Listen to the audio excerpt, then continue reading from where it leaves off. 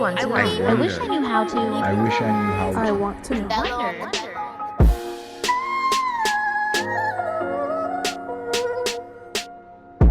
Wow, that feels real sexy. So here's the important thing nowadays for like the other rising adults. So you've retired since 2016. You've been to school. You're working now. You're working full time now.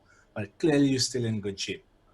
Yeah. How can rising adults find a routine that works for them and work it into the important things of our regular daily lives and stuff like that? What are some things that work for you? So I do research. When I have those, that's a really excellent question. And when there's the wise question, I always do some research to get some understanding as to why the human psyche react the way they do. Because, for example, I've been I did personal training for 4 years, and I stopped, and I got frustrated sometime, but I stopped now because I wanted to focus on more things. Because my current position is a senior business data and intelligence analyst, so that requires a lot of focus. At the beginning of your career, you got to learn a lot of things. But long story short, is that they used to find the most qualified excuse for not coming to work out. Yet, on average, people spend 8 hours a day on their phone on average. That's true. On average, yeah, and that's on average not in the U.S. In the U.S., that's more. By state, it's more. Yeah. In the world, that average gets higher. People will find all excuse for not working out, but they want to find excuse for wasting time. Eating the wrong, spending time to walk 10 blocks. Or go out for 3 hours to eat the wrong food, or sit on social media, for a couple hours.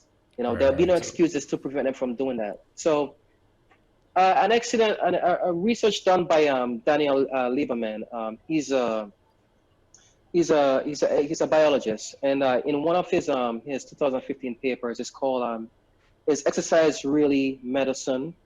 An evolutionary perspective, and he hit certain points, and he's like, yeah, and he believed that it's our natural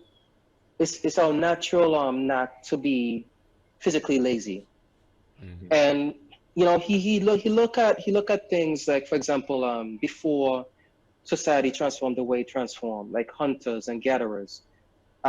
They found many ways to not exert too much energy, right? They set up traps. They use bow and arrows that moves faster than them. Over time, because remember, like before, like the Indians used to use throw axe and do a lot of stuff, and then they invented the bow and arrow and etc. So over time, we create things that allow us. Not to lazy, not I'm smart. That's what it is. I know something. Yeah. But it's our instinct. Our instinct is to always save energy, and it's not about like, it's not about being well. It is about being smart, but it allows us. It allowed evolution. No, that makes so much sense that you put it that way. It makes complete sense to me. It's like it's unnatural. If you're out in the wild, you wouldn't, and you have to fend for yourself. You have to save energy. You have to hunt. You have to gather. You have to do all these things that are imperative to your survival. There's no switch in your head that says after you reach a certain age or after because as a juvenile, there's incentive to play and stuff like that to develop your motor skills and muscles and stuff. That's a natural instinct as well. But once you've developed past a certain point, there's no evolutionary advantage to going and doing pull-ups on a tree, wasting your energy, exactly, and doing all that kind of stuff. So it makes perfect sense that we would develop to only use it when we need to, like for only when you need to. Yeah. Now that it's just us, I have a special offer for you. Today only, join the Rising Adults for free. Subscribe here. And I know you enjoyed the video. You made it this far. Hit like. All right. I'll see you next time.